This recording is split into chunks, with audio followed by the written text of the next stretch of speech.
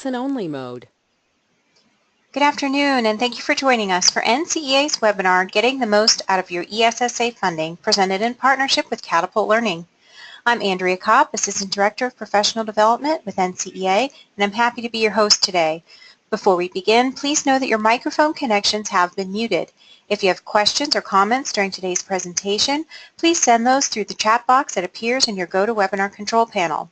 To ask a question, use your mouse to click into the blank box area, type your question using your keyboard, and then click Send. The webinar presentation will last about an hour and will have opportunities for questions and answers. You can post your questions for the presenter at any time. Immediately following the webinar, you'll be prompted to complete a brief survey about your experience today, and I thank you in advance for providing us with this valuable feedback.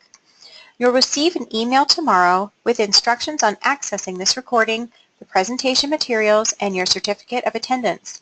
You can also download those files now from the handout section of your GoToWebinar control panel. Before we get started, let us begin as we do all things in prayer. In the name of the Father, and of the Son, and of the Holy Spirit, amen. Our Father, who art in heaven, hallowed be thy name. Thy kingdom come, thy will be done, on earth as it is in heaven.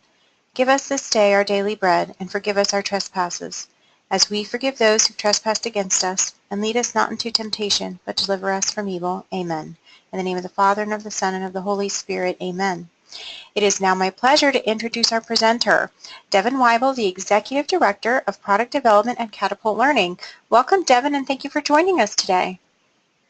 Great. Thank you so much, Andrea, and thank you to the NCEA for having Catapult partner to discuss ESSA and also really dig into some of our programs and helping you to get the most out of your ESSA funding. And this is really intended to be a follow-up conversation about really digging into the funding that you will have and additional dollars that you will have, and potentially how you can use those dollars to support your Title I students.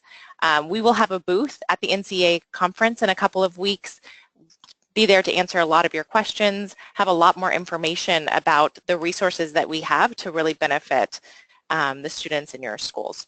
So as we get started, I want to spend some time talking about what we do at Catapult, who we are, and what's important to us. And so it's crucial that we partner with schools, and we believe that all students have the potential to achieve beyond expectations. And we recognize that schools often encounter challenges in meeting the needs of diverse learners, and that's where we come in partnership to help schools broaden their capacity and really help students accelerate their learning. So we really partner with our schools. We have a very deep experience. We've been in business for over 40 years. And in that 40 years, we've been known as a leader in this space, providing Title I services to private and non-public schools. We do this by providing research-based education and support services, and our goal is to continue to really improve outcomes for students who are struggling to meet their potential. And our goal every single day, working with our team based in Camden, New Jersey, is to think of ways to really empower teachers, empower schools, so that our students are able to succeed and be successful. We've built deep relationships with dioceses, school districts, and communities all over the United States. And we continue to build those relationships and partner to think about the unique challenges that you face and how in those unique challenges we can find solutions together to benefit the students that we serve. And as I said, we're headquartered in Camden, New Jersey. We have 14 regional offices, so we have a national presence. And when we work with schools, we really do focus on that local presence, digging into your school community, thinking about your school culture, what works within your school, and making sure that our teachers really build relationships in the building to develop strong curricular ties and really help students to make connections in their classroom and then go out into the world and be successful. And so just a quick look at Catapult Learning by the numbers.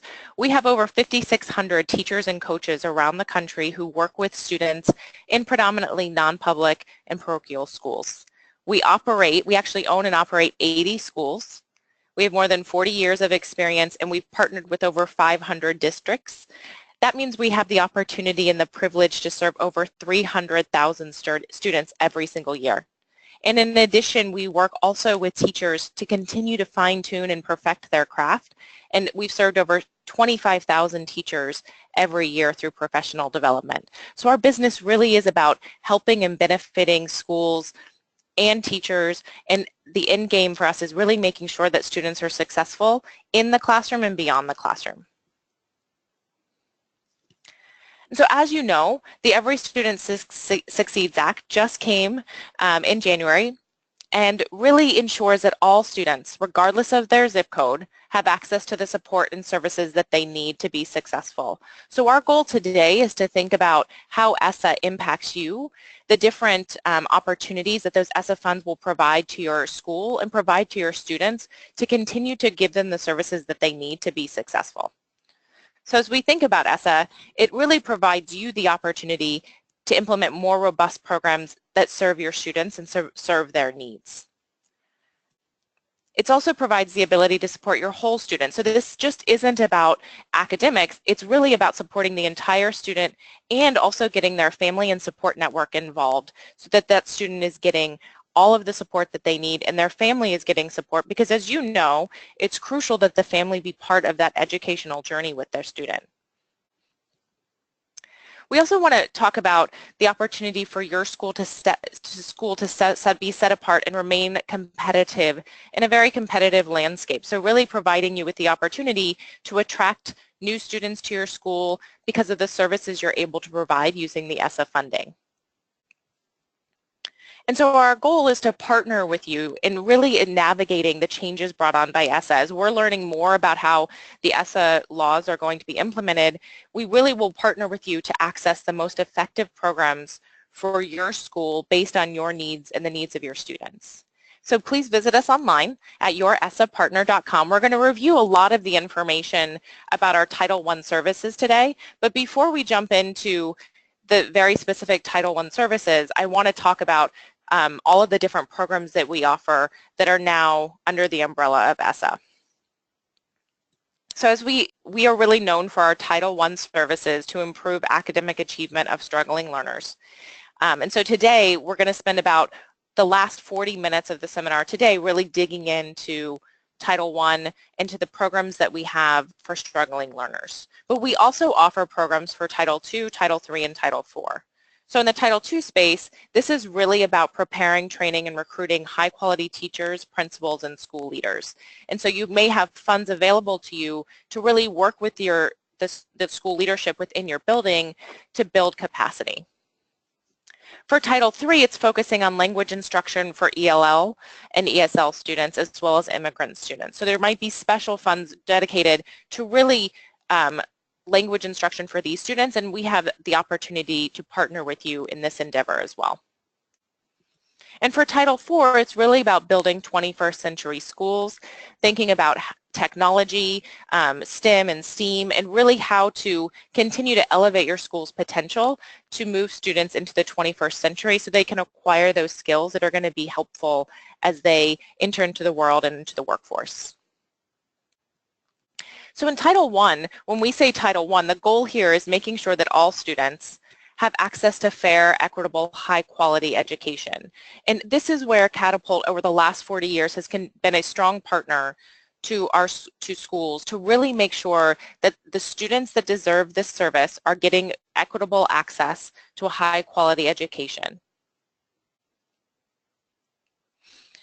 We want to make sure that teachers are also getting the professional development that they deserve so that they can meet the needs of Title I students that are often very special and unique. This funds parent and family engagement activities, really making sure that we support the student as a whole learner, and not just focus on what they're doing in school, but really involve the family so that when the student is at home, the family can support the student as well. And new under ESSA starting this year are opportunities for counseling, mentoring, and one-on-one tutoring. So we'll spend some time digging into different opportunities for these three services as well under Title I. So we have multiple Catapult Learning Title I programs. We have reading and math intervention. We also offer blended learning options for our intervention programs. We have a family connections program, again, bringing the family to be involved in that learner's pursuit. We have counseling service, student mentoring programs, and professional development that really focuses on building capacity for teachers to work in intervention and struggling learners. When you jump into Title II, this is really about supporting effective instruction. And this really requires a proportional share for non-public teachers' professional development.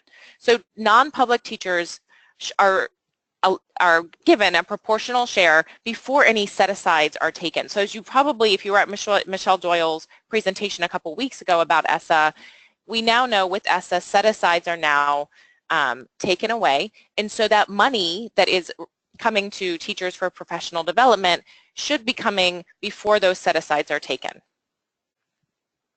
This ensures more resources for your instructional staff. So this is great for your teachers. It really should provide more dollars for your teachers to get more resources and more development. And so in this world, we have a collaborative quality analysis where we come into your school, we work with your school leaders to really analyze what's going on in your school and look for ways to improve. We work with our core instructional model where we develop teachers' capacity to really fine-tune their educational approach and transfer knowledge to students and build capacity. We work with coaching connections so that we can coach teachers and really create a partnership where teachers are building their skills to become better educators in the classroom and better connect to their students. And in doing so, to do this, we provide professional development workshops and institutes based on the needs. This is a very personalized approach based on the needs of your school, based on the needs of your teachers. So using that collaborative quality analysis, we're able to really fine-tune and tailor our instructional approach and our PD workshops and institutes to what your school needs.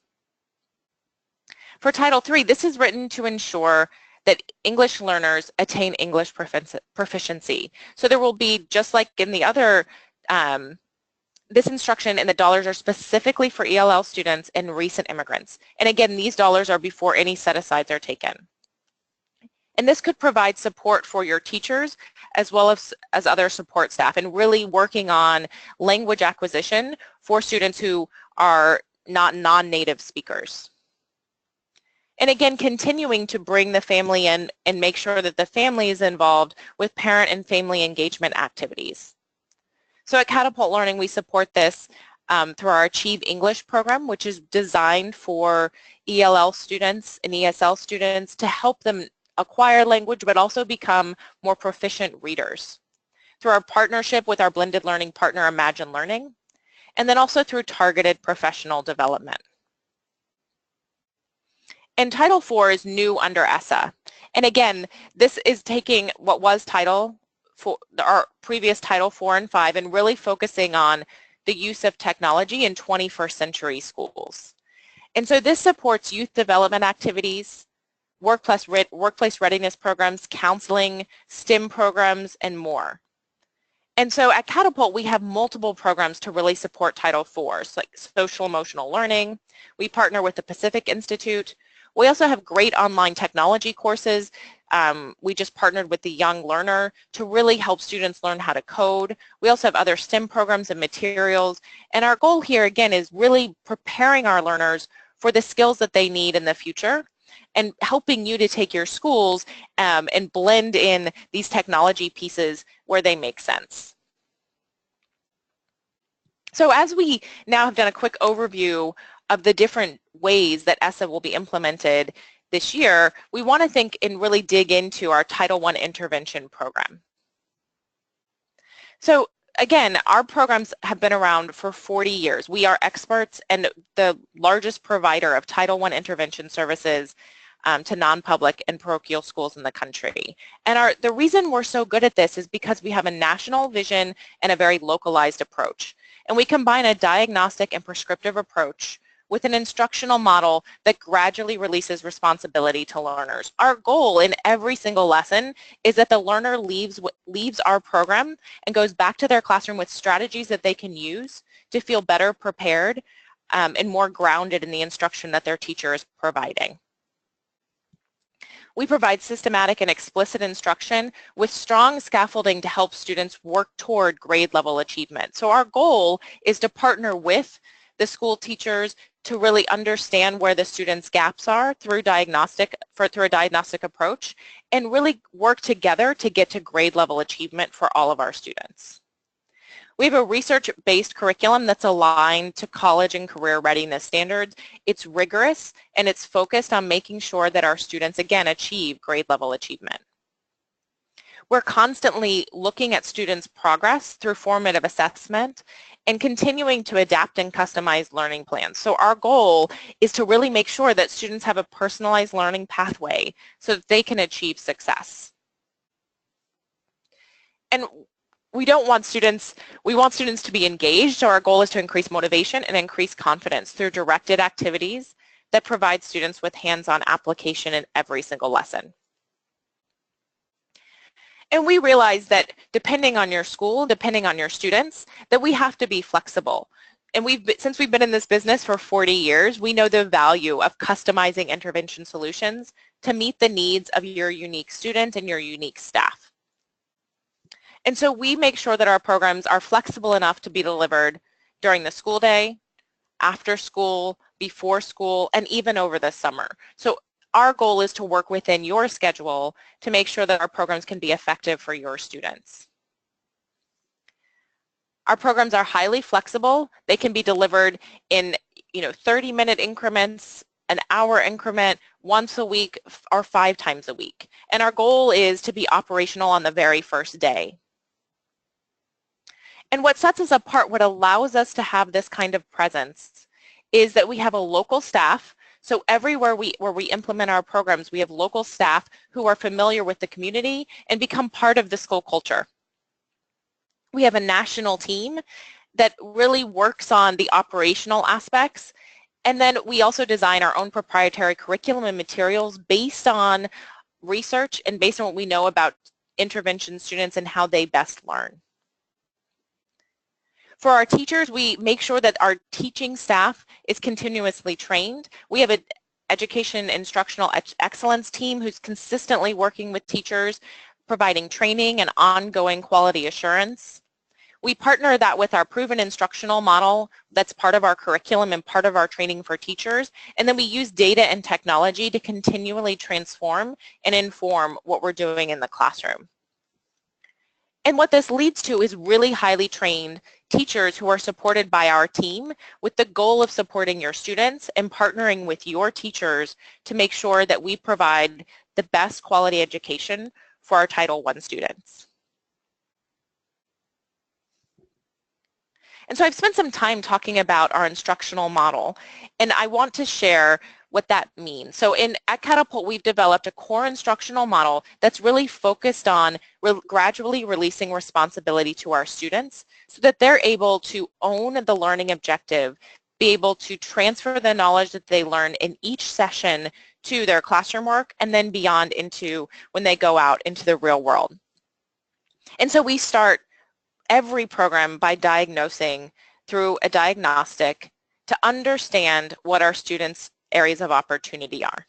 We analyze that data, and depending on the implementation, we work with the school teachers to really understand the areas that the teacher also sees as challenges for those students. As we diagnose and prescribe, we then have a personalized learning pathway for the student as well as for the small cohort of students who will be working with that teacher. Based on that prescription and our curriculum, we design a pathway that will work best for the small group of students, and that pathway continues to change and adapt based on the informal and formal formative assessments throughout the program and through teacher feedback at the Catapult level as well as in the schools. Each lesson is then centered around a learning objective, and that learning directive is a student-directed learning objective focused on the skills that the student needs the most help with. And they're scaffolded in a way that's going to build that student's capacity over time to hit grade level achievement. And so within each lesson around that student-centered learning objective, the student's going to go through a series of steps to really own that learning objective as our teacher gradually releases responsibility. So the teachers provide systematic and explicit instruction through direct instruction. This is really teacher-directed, where they're modeling how to think and modeling what the learning objective is and engaging the student by activating relevant knowledge. Then the teacher continues to gradually release responsibility through guided instruction. So these concepts are then scaffolded so that the group of learners has an interactive experience with the teacher where they are beginning to become involved in that learning and owning the learning objective. From there, we move to guided practice. And again, we're working with a small cohort of 4 to 6 students. So within that cohort, the teacher is having students work in partner activities. And typically this allows for deeper differentiation and personalization for the teacher to see which students may still be struggling and which students need additional support from her to be able to walk around and see the students really engaged in rigorous work. And then finally, at the end of every lesson, there's time for the student to work on a skill independently. This is personalized practice and skill application. And what this allows, again, the teacher to do is continue to assess and analyze which students are struggling with the concept and which students have it. And this then continues to inform that instructional pathway. So does the teacher need to do further instruction? They can then report that back to the classroom teacher, and they use that to continue to form the pathway that they're going to use when they see the students over the course of a year. Our goal in each of our sessions is really to increase and achieve at least 75 to 95% of academic learning time. We want our students to consistently and constantly be engaged in challenging work. And in order to do that, our students have to know and understand the lesson objective. So the lesson objective is always core to what we're doing, and the lesson is always wrapped around that objective with a focus on the students being able to really own and independently work on that objective by the end of each lesson. So throughout the lesson, the student is actively manipulating content. It's a very hands-on activity to the lesson objective. So as we saw, that at first the teacher owns the learning objective at the very beginning of the instruction through the direct instruction. Then they begin to gradually release that ownership of the learning objective to students through guided instruction, guided practice, and then to independent practice. And the goal during that active manipulation phase is that students are experiencing success. And so our goal is to make sure that we find the appropriate level of content through a diagnostic, that we really understand the skill gaps that our students have, and then find that we match that up with our proprietary curriculum and content so that students are actively manipulating content and they're experiencing success. And what happens is that means they've owned that content, they can transfer that knowledge into the classroom. We start to see improved confidence, we start to see improved motivation. And so students continue to work not only in our small group setting, but they bring that confidence and motivation back into their classroom, and we begin to see more success. And so what that leads to over time is student growth. And so I've spent a lot of time talking about how we do it, and I want to spend a little bit of time talking about the curriculum that we design and that we use with our intervention programs. And so our intervention programs are supported by our signature Achieve curriculum. And within our curriculum, it features systematic and intensive instruction in both reading and math. And so we have our Achieve Reading program. So we have Achieve Reading Flex, which is a program for K through 8 students, and we have Achieve Reading High School. Both programs are research tested, and then we have proven strategies that really, again, allow our students to build skills and the strategies necessary to come up to grade level mastery when they're in their regular classroom setting.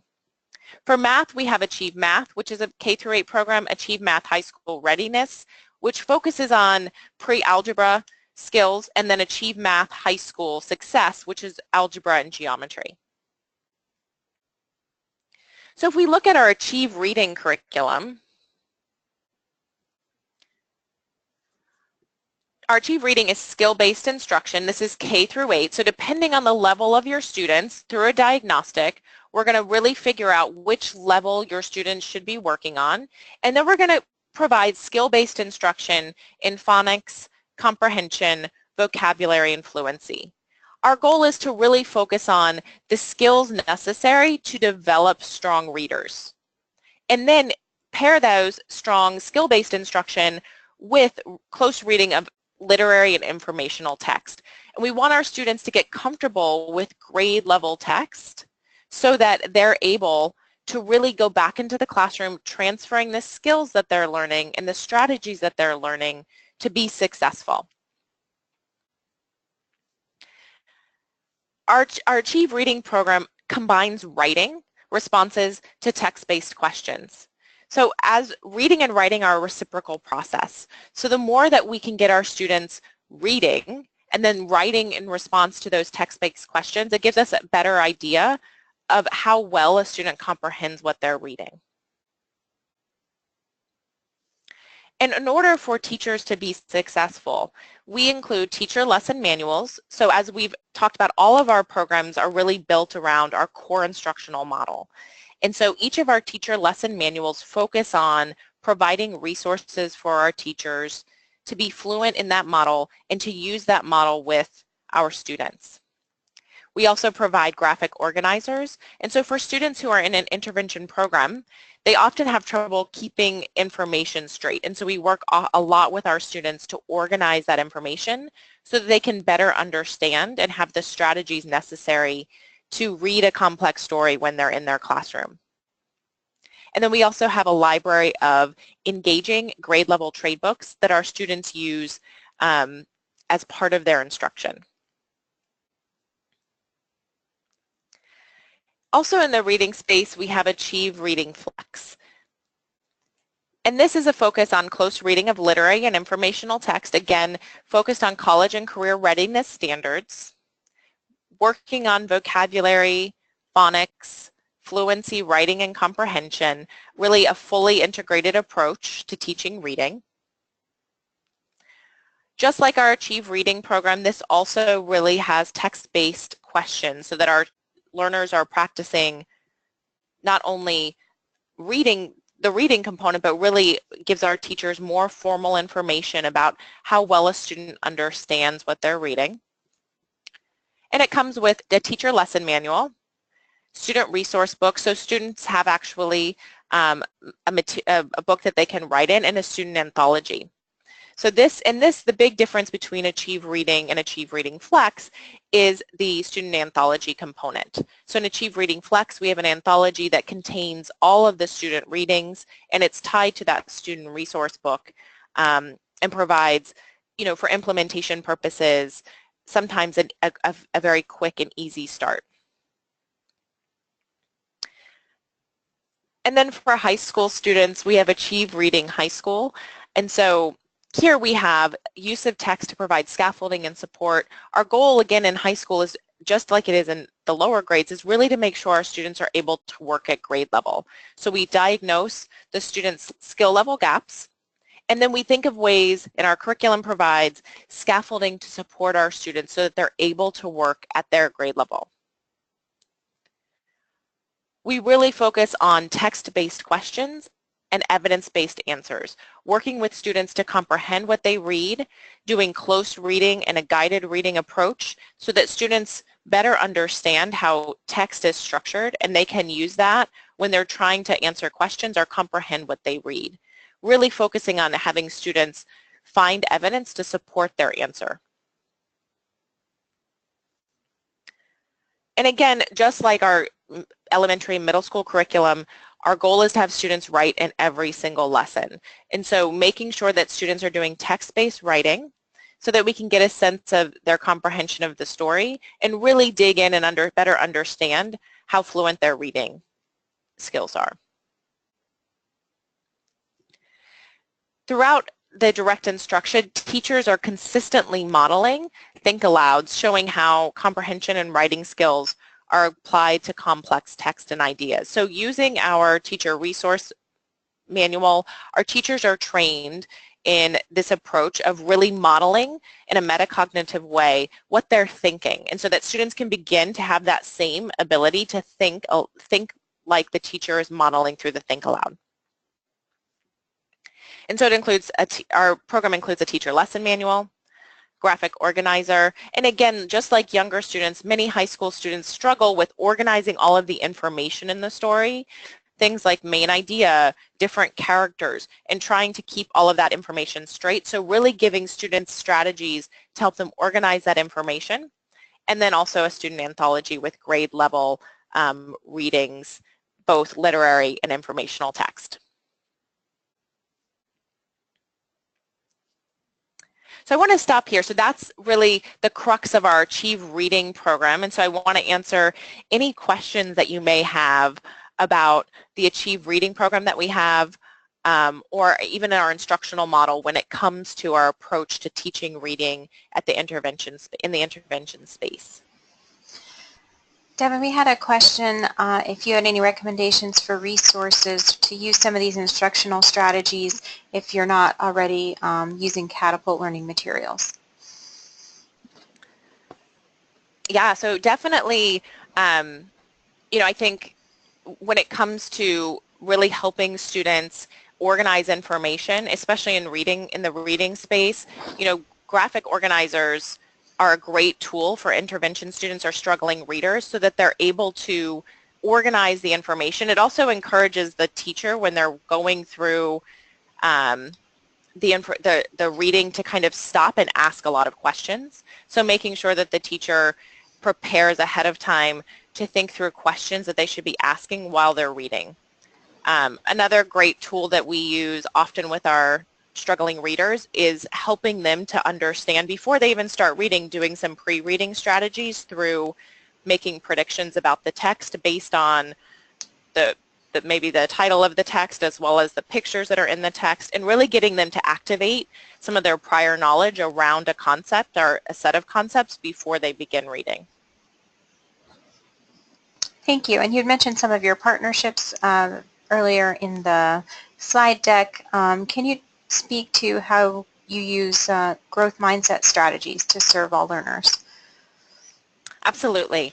So Carol Dweck's work is infused in our training with our teachers, and so really thinking about the way that we talk to our learners about that they're able to grow and achieve into that, you know, for example, in math, if you're talking to a student who's really struggling, making sure that our teachers are trained in the mindset of you weren't born as a bad math student, and that part of learning is really struggling through that rigorous event. And so working with our teachers to recognize when a student is struggling and using the right language skills when talking to that learner about the need to struggle, and that struggle will lead to positive results. So all of our teachers are actually trained in growth mindset as part of our teacher training in our internal training piece. In addition to that, within our teacher lesson manuals, we provide sample language to use with students when a student is struggling in that scaffolding piece to really help learners push through some of the challenging aspects of what they may be encountering. Another piece is the teacher think aloud, so modeling that thinking process is a great example of how building a growth mindset, that inner dialogue is crucial to student success.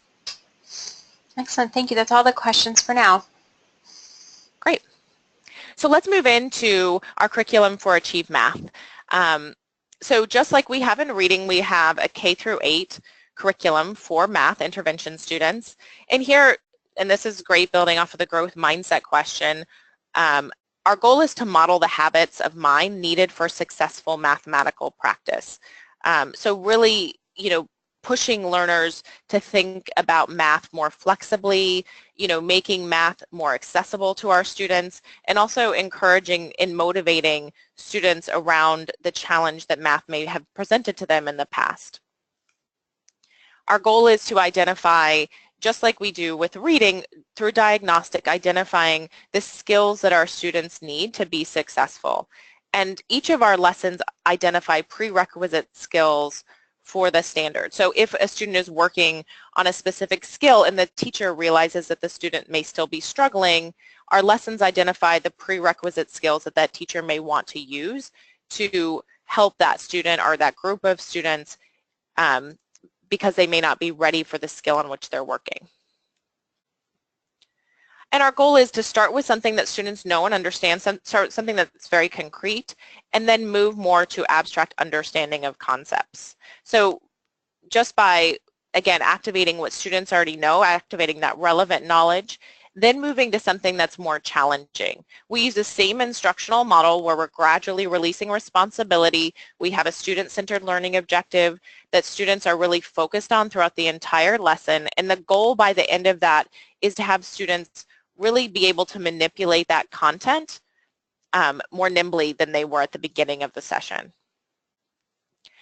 Our goal, of course, is to always, especially with math, by working in some of those abstract concepts, really help students see how this applies to them in the real world. And so pushing students and really having real-world problem solving, some of our word problems and different problems throughout the Achieve Math really tie these concepts to real-world challenges and then help instill critical thinking skills into our students. And here you have a teacher lesson manual. The students would have a student resource book where they do all of their scratch work and regular work, and then also math manipulative. So really making math a very hands-on activity so that students are able to manipulate content. This also you can, with teachers, the teacher can begin to assess and see where students are struggling, and this is an opportunity to allow for additional scaffolding. For our Achieve Math High School, we break it down into two different programs. So we have Math High School Readiness, which would be later middle school years up through grade 10. And this is supporting current algebra students and rising ninth graders in fundamental middle school math skills. So really focusing on more of the pre-algebra basic skills so that students are able to be successful in algebra. Really helping to build students' strength and confidence. And then we have for algebra, to really build into algebra, we have 10 Algebra 1 preview lessons for students who are ready for more advanced coursework. But the goal of this program is really making sure students have the basic fundamentals of pre-algebra mastered so that they're able to move into more rigorous and challenging math with confidence. When you get into Achieve Math High School Success, this is really for grades 9 through 12, and it provides extra support for students in algebra and geometry. This is really a focused tutoring model so that students are supported as they move from more concrete math skills to more abstract math skills. And just like all of our programs, based on a diagnostic and support from the classroom teacher, we build a personalized pathway based on what our students need, and we're constantly adjusting and adapting that to really make sure that our students are getting the scaffold that they need and the staircase that they need to build the skills necessary to be successful. So with our intervention curriculum, our goal is also to make sure that we're regularly communicating to our school partners how well our students are succeeding. So through regular communication and reporting, we create a formal two-way communication with classroom teachers. It's very important to us and to our Catapult teachers that they really work with the classroom teacher to continue to build some of the skills that the students are working on in their classroom so that it feels like what they're doing in the Catapult small group is connected to the instruction that they're receiving with their teacher. We also have regular principal meetings and site visits, and part of that is sharing data, but also really understanding what's working and what we can continue to work on to have a better relationship. We have mid-year and end-of-year program reporting. So part of that diagnostic and prescriptive approach, we have a diagnostic at the very beginning of the year where we really understand the major skill gaps of our students, and we use that to prescribe the personalized learning approach. In the middle of the year, we gather more data from our students to see where growth has occurred and to really continue to think about, in a more formal setting, what do we need to do to continue to make sure students are on track to hit their grade level achievement. And then by the end of the year, we again look back and say, what have we accomplished?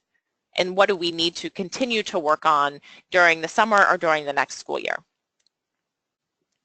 We're always in communication with district personnel, really understanding, again, our goal is to make sure that our programs are as successful as possible and that our teachers are doing a great job in meeting the needs of our students. And so here's an example of a student progress report. You can see this student is in grade 5, and you can see really where their score is, what their level is, and you know where the student needs additional support. So if they're needing additional support in progress toward basic identification, recall summary, that's going to lead the teacher to work on those specific skills when they're working with that group with this student in the small group instruction. From this student progress report, we have a student plan, a student instructional plan, and we also have a group instructional plan based on the needs of the small group that this student is part of. And as I've talked a lot about, our goal is not only to work with the student and the classroom teacher, but also really to think about how we can get the family involved in this progress of learning.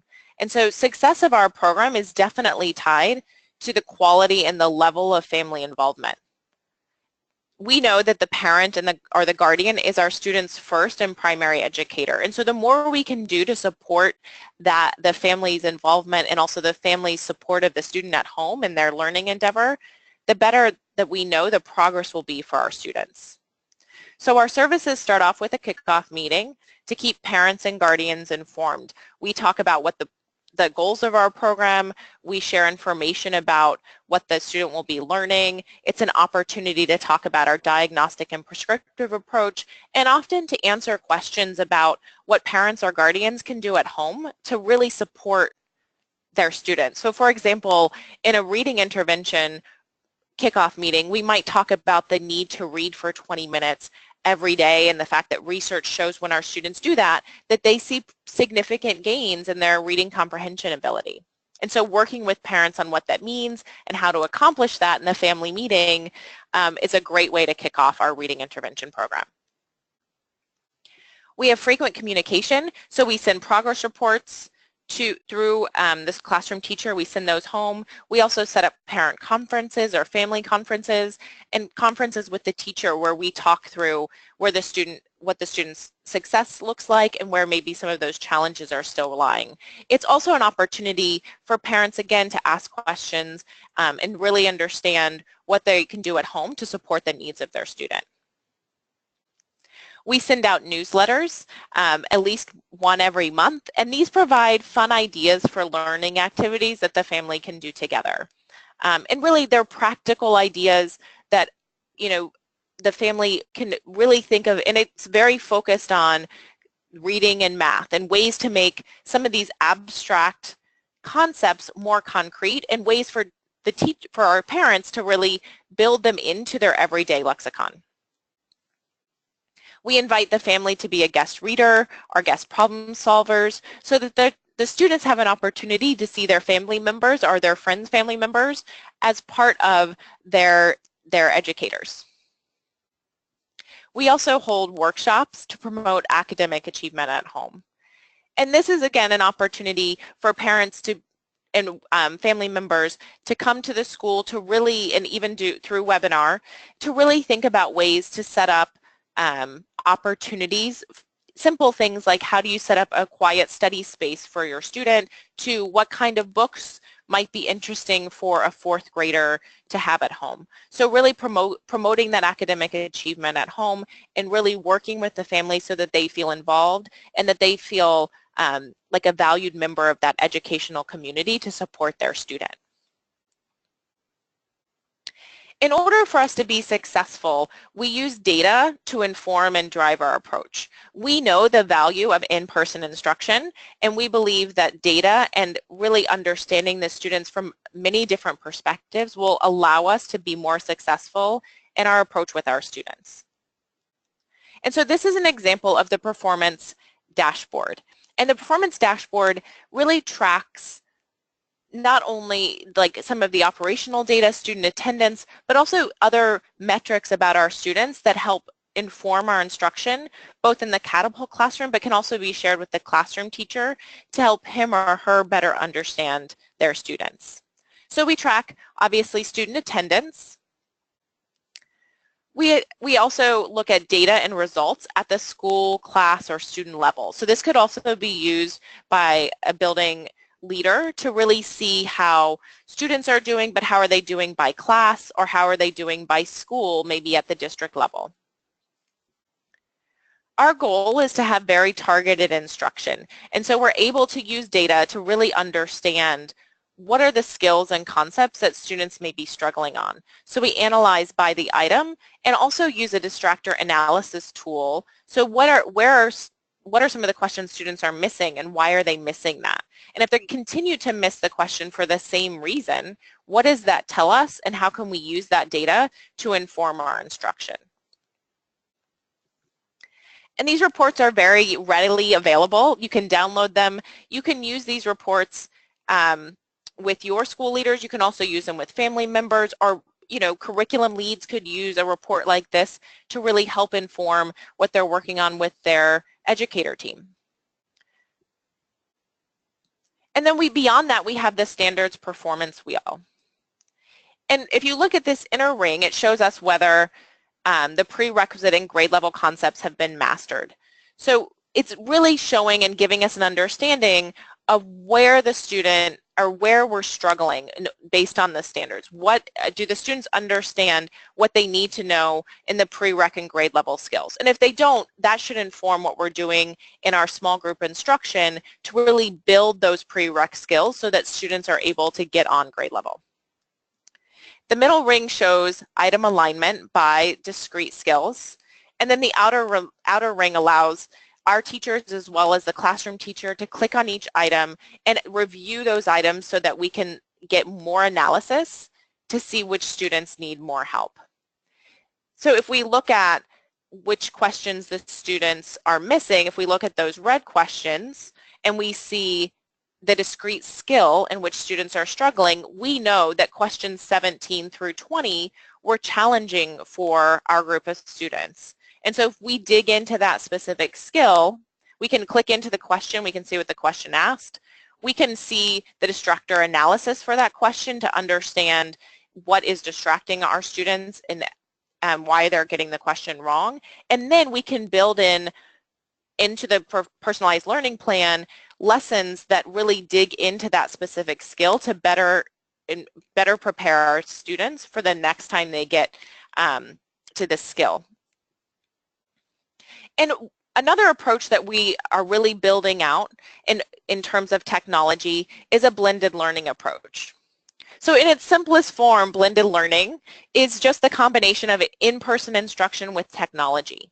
And our goal at Catapult is to make sure that our students in a blended learning approach have the best instructional model combined with the best technology blended partner as well. And so in our approach, we partner with best-in-class technology companies to bring a blended learning model to our classes. So we continue to assess and analyze our students. Again, we diagnose based on the diagnostic to understand what our students need and where those skill gaps fall. Then we blend our learning with either in-person days or technology days. During the in-person days, again, we have a student-centered learning objective that the Catapult teacher is working with students through that cycle of instruction where they gradually release responsibility focused on that learning objective. On technology days, our students are spending time in technology instruction, and our Catapult teacher is still a crucial component of this instructional cycle. So the teacher then becomes a coach, really establishing the goals for the day, ensuring that students are set up for technology-driven instruction, and becoming a technology facilitator. They work as a coach, keeping students engaged and motivated. They also have the opportunity for students who are struggling to become a one-on-one tutor and work with the student either using the technology or one-on-one and in-person instruction as needed and as dictated by the needs of our students.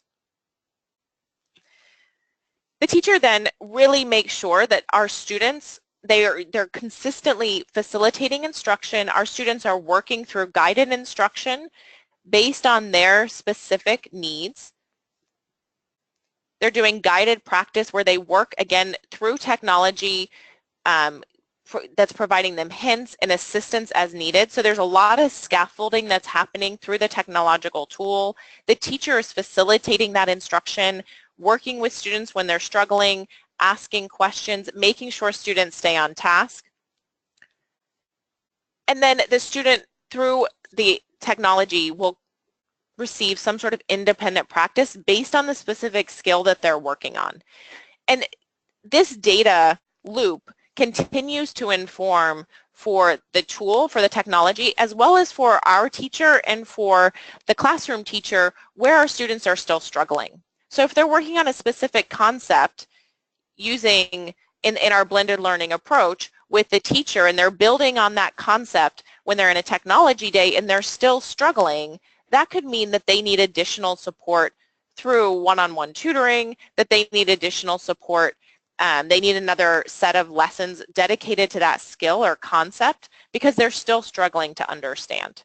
So we're constantly using data, and blended learning allows us to collect more data about our students that will inform our approach and continue to personalize instruction so that our teacher is able to differentiate and make sure that the students are receiving the instruction they need to get to grade level. And our goal so I'm actually going to pause really quick because that's a lot of information that we just went over.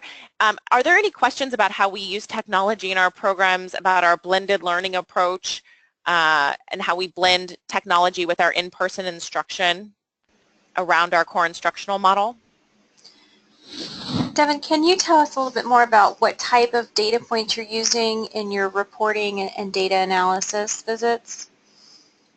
Absolutely. So our goal really around data is really looking for where students, we're giving a grade level diagnostic to really understand where students' gaps fall. We're then looking at those gaps based on college and career readiness standards. What are the gaps that students have? And then using that data to inform the learning plan. So really looking at which skills should be taught and in which order, and then how much time should we spend on those skills based on the student's needs. And so the first data report that comes out is a personalized student report that shows those areas of opportunity. And then over time, we would have more of those kinds of progress reports showing growth against that personalized learning plan based on the instruction the student is receiving. And can you tell us a little bit more in general about the type of resources ESSA provides for families that have limited access to technology? Absolutely. So even with families who have limited technology at home, we would provide, again, we have in-person workshops. The newsletter we could send either digitally or in home. We have family connections and family counseling as well that would all be done in person. So technology is, whether a family has technology or not, having the family counseling and family connections, that's not a barrier to entry at all. Wonderful. Okay, I think that's all the questions for now. Great. So of course, our goal is to make sure that we have an extremely high quality program, because at the end of the day, we want to make sure our students are successful. And so fidelity of implementation is crucial to us, and we make sure that we hire really outstanding teachers. We have a very rigorous hiring and onboarding process to make sure that the Catapult teachers that are working with our students know how to teach reading and know how to teach math. And beyond that, we make sure that we train them to implement our curriculum using the core instructional model that we just spoke about. We also have a group of supervisors who work with our teachers, and they ensure successful delivery of services. So they're going in and observing our teachers. They're using a quality assurance checklist to make sure that learning is happening. And then based on what we're seeing in our cycles of supervision, we create monthly training and professional development for our internal team of teachers to keep them fresh and to keep them on top of their development. We also have an internal tool called PD Hub. It's our web-based professional development portal that we actually use with all of our teachers. So if we see a teacher maybe is struggling in a specific area around using the core instructional model, we have a training that we can assign to the teacher to use, and then they'll work with their supervisor to fine-tune their practice, and then the next time the supervisor is observing the teacher, they're going to look for that specific improvement. Our goal is to have regular observation and support for ongoing teacher training and development. It's extremely important to us that our teachers have an opportunity to develop themselves, so we work with them through a pre-observation conference. We then observe our teachers, and then we meet with them to talk about their strengths and weaknesses and create a plan for them to continue to improve. And so at Catapult, our goal is to make sure our students are successful, and we want to work with you to really make sure that your students are getting small group personalized instruction that sets your students up for success. Our programs are ready to implement on day one. We've been in this world for 40 plus years, and we work with local schools with our national presence to really make sure that on the first day of school we're ready to implement. We don't need additional district resources. We make sure we have our strong curriculum. We work with your teachers to design that personalized learning plan and really make sure that your school is being serviced in a very high quality way. We have full year solutions, and we're very flexible. So before, during, after school, and over the summer, we're able to provide our services to really work with your students to make sure that they're building capacity to be at grade level. Our goal is to be collaborative and really make sure that we're learning from our students, families, the teachers in your school, and your administrators. So our flexibility isn't just in the time that we deliver our program, but also to our approach to make sure that we're involving all of our stakeholders to make sure our students are successful. Our goal is to make sure we have a high quality program, so we're constantly learning and working to improve. And to do that, we ensure that all of our programs are implemented with fidelity and compliant with federal and state regulations. And our results, we have proven results. Our programs work. Over the past 5 years, our students have increased their scores on standardized tests by an average of 13 points in reading and 17 points in math. And so we're constantly also internally collecting data and using that data to make sure our programs are working and continuing to improve our programs so that we have even stronger gains. And so we're running close to out of time, so I just want to spend the last couple of minutes taking any additional questions that you may have, but also saying thank you so much for joining today. It was really a privilege to be with you and share how you can use your ESSA funds to really continue to improve your students' outcomes.